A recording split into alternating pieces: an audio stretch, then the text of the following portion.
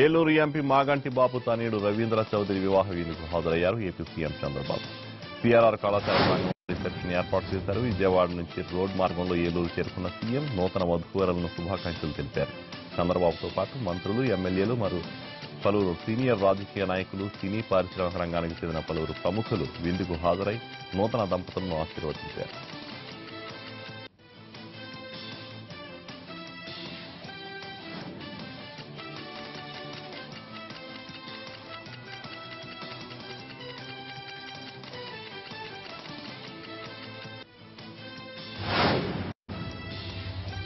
కాపుల రిజర్వేషన్లు, వారి ఆర్థిక అభివృద్ధి పట్ల తెలుగుదేశం ప్రభుత్వం చిత్తశుద్ధితో ఉందని మంత్రులు సోమిరెడ్డి, నారాయణ తెలిపారు. నెల్లూరులోని ఇరుకరళ పరమేశ్వర ఆలయ సమీపంలో కాపు భవన్ నిర్మాణానికి కార్పొరేషన్ చైర్మన్ కొత్తపల్లి సుబ్బారెడ్డితో కలిసి వారి భూమి పూజ చేశారు. కాపులకు రిజర్వేషన్ కల్పించేందుకు మంజునాథ కమిషన్ వేయడంతో పాటు అసెంబ్లీలో తీర్మానం చేసి కేంద్రానికి పంపామన్నారు. ఏపీ నుంచి ఏ ఫైల్ వెళ్లినా కేంద్ర ప్రభుత్వం పక్కన పెట్టడం దురదృష్టకరమని వారు మండిపడ్డారు. లోటు బడ్జెట్తో ఉన్నప్పటికీ వ్యవసాయంతో పాటు అన్ని రంగాల్లో అగ్రగామిగా ఉన్నామని వారు వెల్లడించారు. బీజేపీతో వైసీపీ లాలూచిపడి అభివృద్ధిని అడ్డుకుంటుందని ఆరోపించారు మంత్రులు.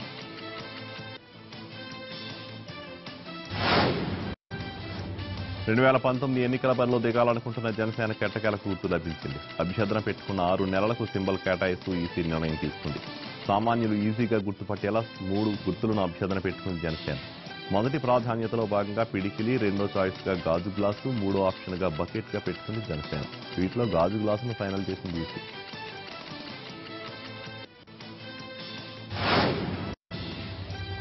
కోరుకున్న గుర్తు రావడంతో గడప గడపకు తీసుకెళ్లాలని నిర్ణయించింది జనసేన. ఎన్నికల సంఘం తమ పార్టీకి గుర్తు కేటాయించడంపై పవన్ కళ్యాణ్ ట్విట్టర్లో స్పందించారు. సామాన్యుడికి చేరువుగా ఉండే గాజు గ్లాసును తమ గుర్తుగా మార్చుకోగలగడం ఎంతో ఆనందంగా ఉందన్నారు పవర్ స్టార్. గాజు గ్లాసుతో తనకు చిన్నప్పటి నుంచి ఎన్నో జ్ఞాపకాలు ఉన్నాయన్నారు జనసేన.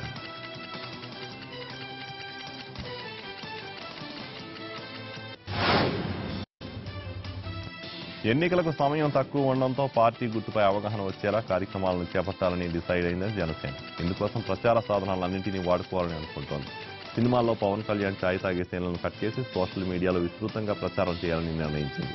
ప్రస్తుతం పవన్ యూరోప్ పర్యటనలో ఉన్నారు. తన కొడుకు పవన్ జోకోవిచ్ బర్త్డే సెలబ్రేషన్స్ తో పాటు క్రిస్మస్ వేడుకలను అక్కడే జరుపుకున్నారు. ఈ నెల 27న హైదరాబాద్ చేరుకున్న ఆయన జనవరి 1 నుంచి పార్టీ కార్యకర్తలకు పూర్తి స్థాయిలో అందుబాటులో ఉంటారు.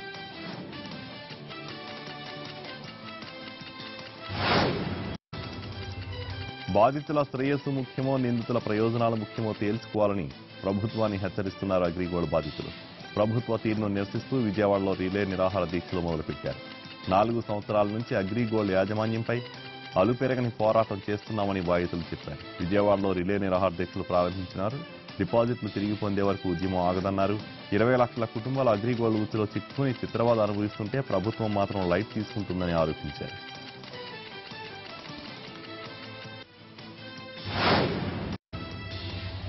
ఆర్థిక ఇబ్బందులతో బాధితులు ఆత్మహత్యలు చేసుకుంటుంటే కోర్టుల పేరు చెప్పి ప్రభుత్వం కాలయాపన చేస్తుందని మండిపడుతున్నారు బాధితులు. సంవత్సరం నుంచి మాత్రమే అధికార పార్టీ అగ్రిగోల్డ్ విషయంపై దృష్టి సారించిందని, కానీ డిపాజిట్ల సొమ్మును రాబట్టేందుకు మాత్రం గట్టి ప్రయత్నం చేయలేదని ఆరోపిస్తున్నారు.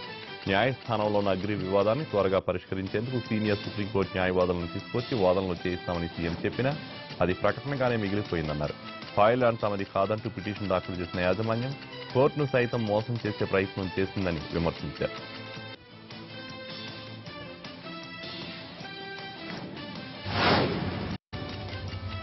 అగ్రిగోల్డ్ కంపెనీ ఆస్తి హాయిలాండ్పై వేలంపాటు నిర్వహించాలని కోర్టు చెప్పడంతో బాధితుల్లో కొత్త ఆసక్తి గురించింది.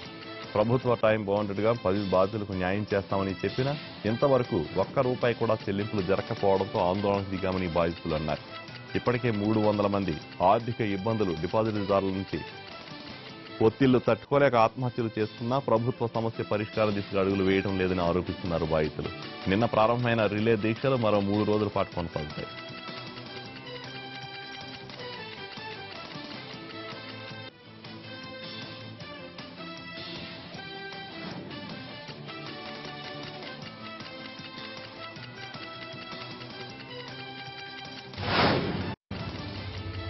అతను పోలీస్ కానిస్టేబుల్ అంటే చట్టాన్ని రక్షించాలని ప్రజలను కాపాడాలి. అయితే ఇతను మాత్రం అలాంటి పోలీస్ కాదు, దొంగ పోలీస్. చెడు వ్యసనాలను బానిసై భార్య పిల్లలను వేధించడం, దొంగతనాలు చేస్తూ కాలం గడుపుకోవడానికి అలవాటు పడ్డాడు. చివరకు పోలీసులకు చిక్కి ఊతలు లెక్క పెడుతున్నాడు.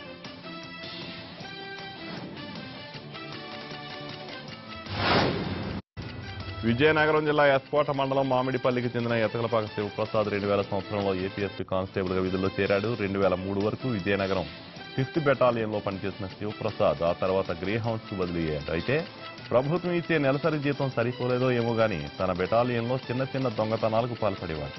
అక్కడితో ఆకుండా తన మరదలతో వివాహేతర సంబంధం పెట్టుకుని తన భార్యను 2 పిల్లలను వేధించేవాడు. దీంతో ఆమె పోలీసులను ఆశ్రయించడంతో 2014లో అతన్ని ఏపీఎస్పీ అధికారులు సస్పెండ్ చేశారు.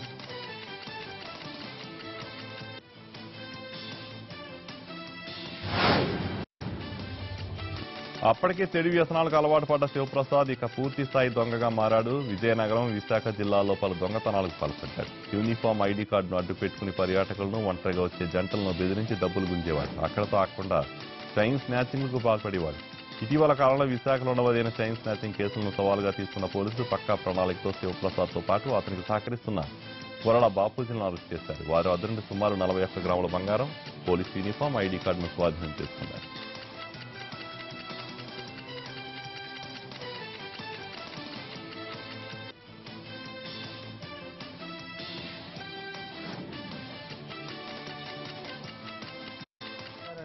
His name is G. Venkat Shivram Murthy.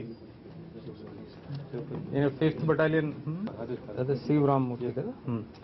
So ఆయన మన ఏం చేస్తారా, అన్మెరీడ్ కపుల్స్ ఎవరు ఉంటే వాళ్ళకు టార్గెట్ చేసి వాళ్ళకు అసాల్ట్ చేసి వాళ్ళ దగ్గర ఉన్న అన్ని వస్తువులు, గోల్డ్ ఉండవచ్చు, డబ్బులు ఉండవచ్చు, తర్వాత ఎనీ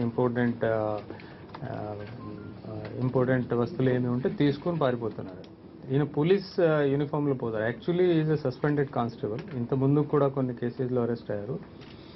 సో ఈయన చెప్పిన ప్రకారం ఇప్పటి వరకు 12 కేసెస్లో ఇన్వాల్వ్ ఉన్నారు.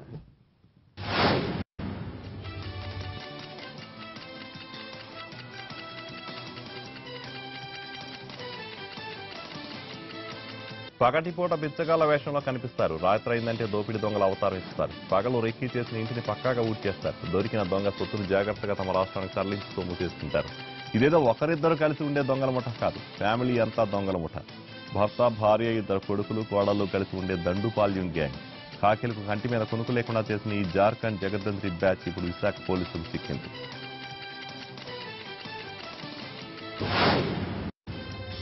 జార్ఖండ్ దోపిడీ దొంగల గ్యాంగ్ బిచ్చగాళ్ల అవతారంలో వీధుల్లో తిరుగుతుండటంతో స్థానికులే కాదు పోలీసులు కూడా వీరిని ఇన్నాళ్లు పట్టుకోలేకపోయారు. అయితే నగరంలో జరిగిన పలు దొంగతనాల్లో క్లూస్ కూడా దొరకపోవడంతో అనుమానం వచ్చిన పోలీసులు బాధితుల నుండి వివరాలు సేకరించారు.